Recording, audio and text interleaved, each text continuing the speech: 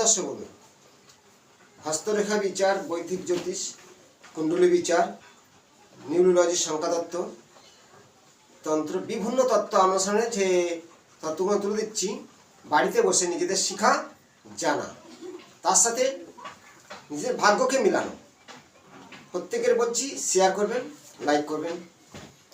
আজ যে বিষয়টা বলবো, লগ্নাধিপতি, আপনার হরস্কোপে দেখুন যে লগ্নাধিপতি কোন ভাবে বসে আছে। 12টা ভাবে লগ্নাধিপতি কোন ভাবে বসে আছে। লগ্নাধিপতি মানে কি? লগ্ন যেখানে থাকবে, যে 12টা ঘরের মধ্যে মেষ, মিথুন, এইভাবে মেষ, বৃষ, মিথুন, কর্কট, সেই ঘরে লগ্ন থাকলে সেটা হলো লগ্ন। আর সেই লগ্নের অধিপতিকে সেই গ্রহ, তাহলে সেই সম্পর্কে যে আমি তত্ত্ব তুলে দিচ্ছি, নিজেরাই ভালো করে মিলাবে। ধরা যাক আমি প্রত্যেকবারে মেষ থেকে ধরি, কিন্তু আজ বৃষ থেকে ধরব। এটা মেষ, বৃষ, মিথুন, কর্কট, সিংহ, কন্যা, তুলা, এইভাবে 12টা ভাব আছে। তাহলে এখন লগ্ন এসে বসেছে বিষের ঘরেতে। তাহলে বিষ লগ্ন, বিষ লগ্নের অধিপতিকে শুক্র গ্রহ। লগ্নাধিপতি শুক্র, যেমন পাপক গ্রহ লগ্নাধিপতি হতেই পারে। ধর শনি বলা হয়, রবি বলা হয়, মঙ্গলকে বলা হয়, তেমনি সেই লগ্নাধিপতি সেই ভাবের ফল আলাদা দেবে। শুক্র হচ্ছে একটা শুভ পাহাড়পুর, সৌন্দর্যের বাহার, ভোগী গ্রহ, সৌন্দর্য বাড়ি, সৌন্দর্য সাজ, আর্টিস্ট শুক্রের অধিকারের মধ্যে থাকে। প্রেম, যৌবন সুখ, যৌবন সুখের অধিকার হল শুক্র। তেমনি শুক্র গ্রহকে সেই 12টা ভাবের মধ্যে লগ্নাধিপতি এখন সেই লগ্নে কোথায় আছে? লগ্নে শুক্র বসে আছে, নিজের ঘরে নিজে বসে আছে, মানে নিজের লগ্নাধিপতি লগ্নেই বসে আছে। কি ফল দান করবে? তাহলে লগ্ন আমাদের কি ধরা হয়? 1। লগ্নে শুক্র থাকলে জাতক একটু বিলাসী, প্রেমিক, একের অধিক একটু প্রেম করেই থাকে, সেটা ভালো। লগ্ন থেকে শুক্র 2 নম্বর ঘরে আছে। এই যে লগ্নাধিপতি 2 নম্বর ঘরে আছে, সেই জাতকের কেমন ফল দেবে? ধনবান, সেই জাতক প্রচুর অর্থের মালিক হবে। এবং শুক্র তো হিজাবের শুভ গ্রহ, তাই হিজাব মতো 12টা ভাবে সেই কি কেমন ফল দেয়? নেগেটিভটা খুব কম, পজিটিভটা বেশি। 2 নম্বর থেকে তার ধন ও ভ্রমণ এই ধরনের তার থাকবে।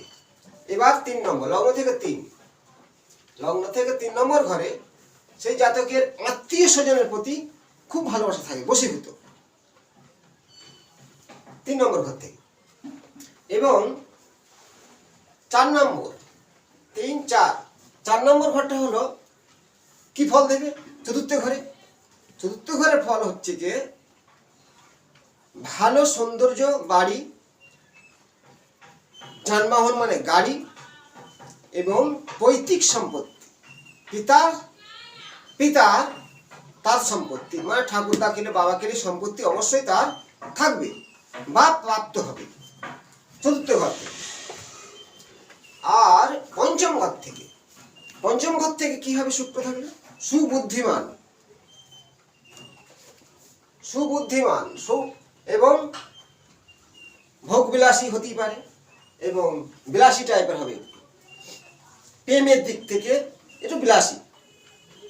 ষষ্ঠ ঘরে শুক্র, তাহলে চতুর্থ, পঞ্চম, ষষ্ঠ ঘরে সেই জাতকের শত্রু এবং একাধিক প্রেম, গোপনীয় প্রেম থাকতেই হবে। শুক্র ভূত 4 দেখে মিলিয়েছি, এবং লগ্নাধিপতি মানে শুক্র নিয়ে বলছে, আর অন্য লগ্ন নয়। ষষ্ঠ ঘরে থেকে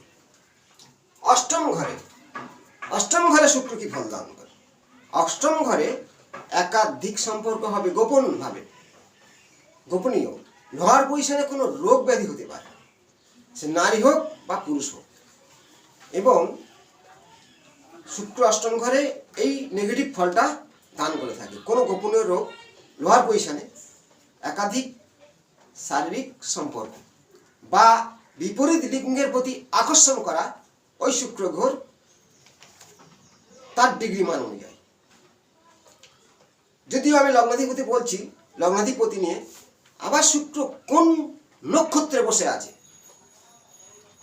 কোন নক্ষত্র, মানে মিত্র নক্ষত্র না শত্রু নক্ষত্র, যারা মঙ্গলের নক্ষত্রে বসে আছে বা শনির নক্ষত্রে বসে আছে,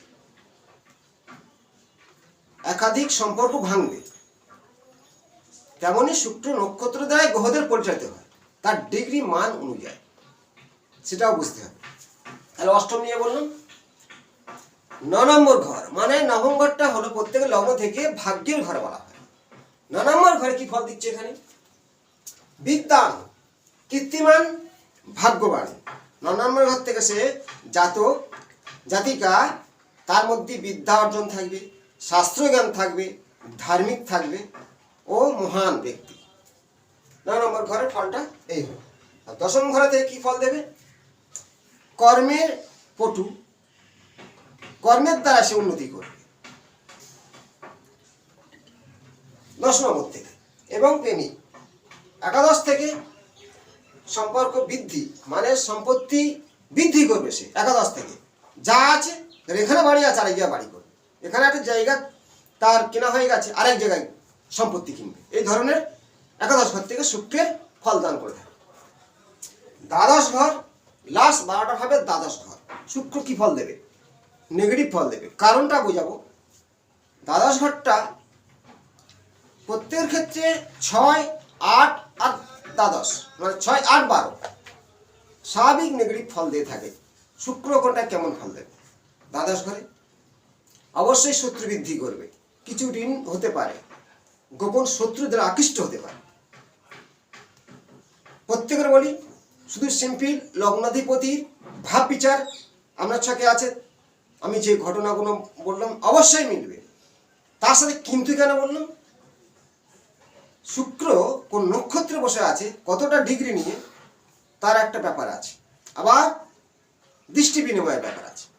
শুক্রের উপরে কোন গ্রহ দৃষ্টি দিচ্ছে, কার দৃষ্টি করছে, তেমনই ফলটা দান করে থাকে।